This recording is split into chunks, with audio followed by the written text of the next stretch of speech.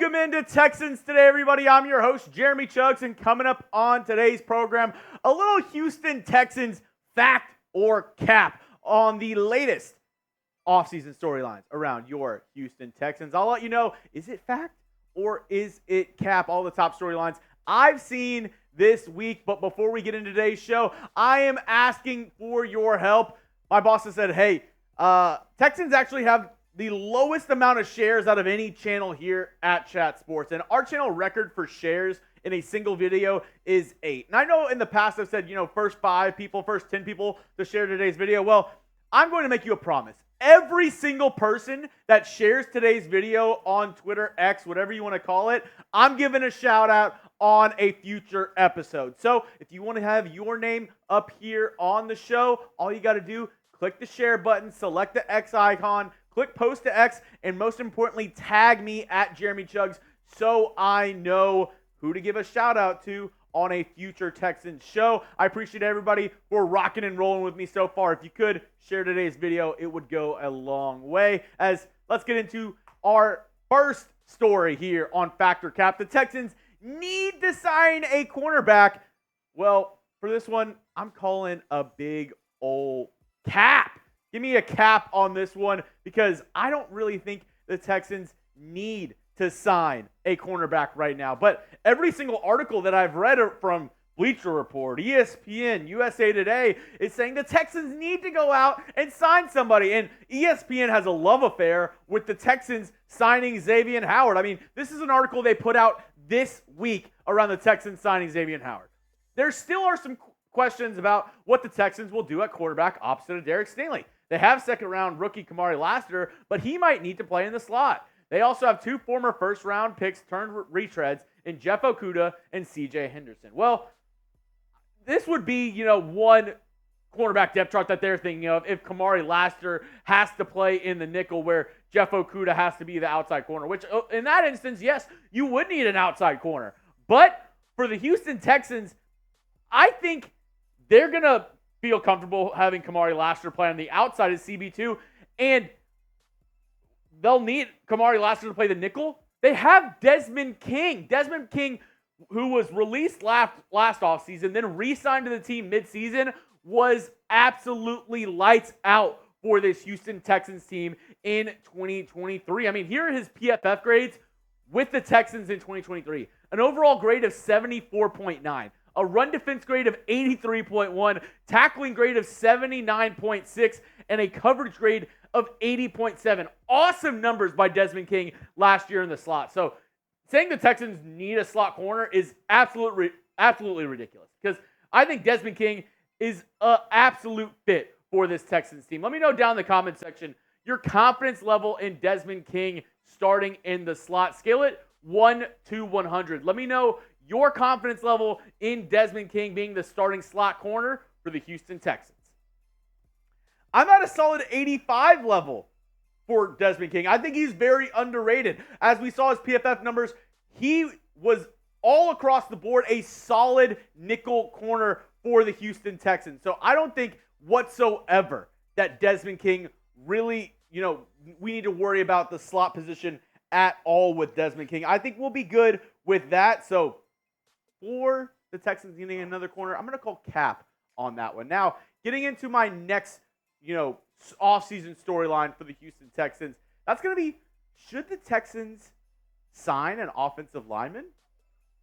I'm going to go fact on this one. I'm actually going to say that's a fact that the Texans should sign an offensive lineman, and one in particular because I'm just still worried about this Texans interior on the offensive line. I know Juice Scruggs at center, Kenyon Green at left guard, but if he's available and not expensive, I think Connor Williams would be an amazing fit for this Texans team. Can play all 3 positions on the interior, guard, center, guard, and I think he's a very good option for your Houston Texans. And my biggest concern with Williams was that he was injured towards the end of last year for the Miami Dolphins, and I didn't know if he'd be able to play early on for you, but according to Adam Schefter earlier this week, he should be good to go. This is what he had to say. Former Cowboys and Dolphins free agent center Connor Williams, who is coming off season-ending knee surgery, expects to be ready for the start of the season, and is in discussion with multiple teams about where to play in 2024. He plans to pick a new team before training camp begins.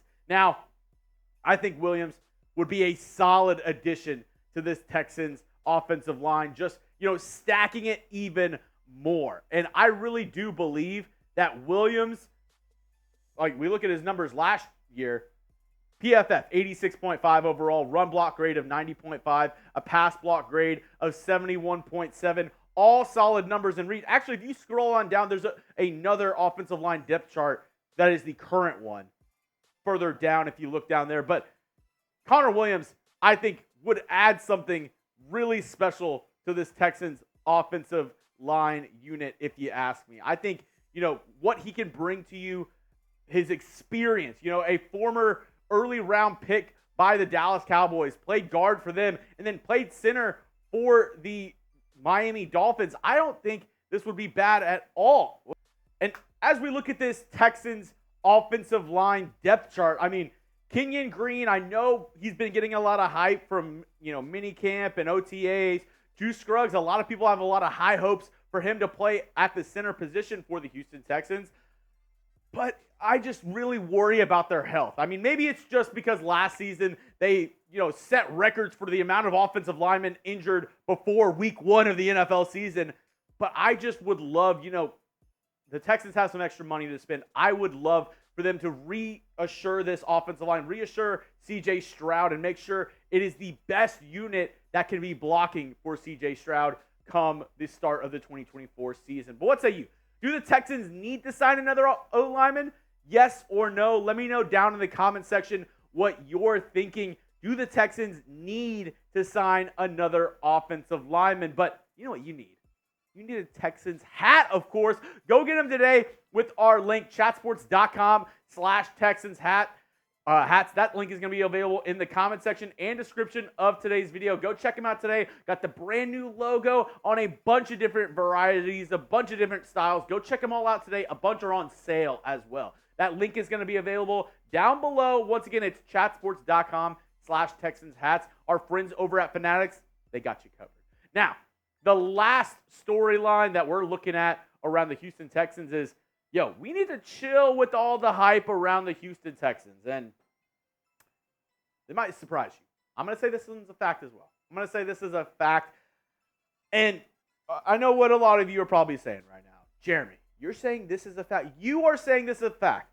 One of the leaders of, the hype train around the Houston Texans, Jeremy Chuggs, is saying this is a fact. Well, I'll say this. I'll be the first to admit, I'm probably the biggest offender of the Texans hype train myself.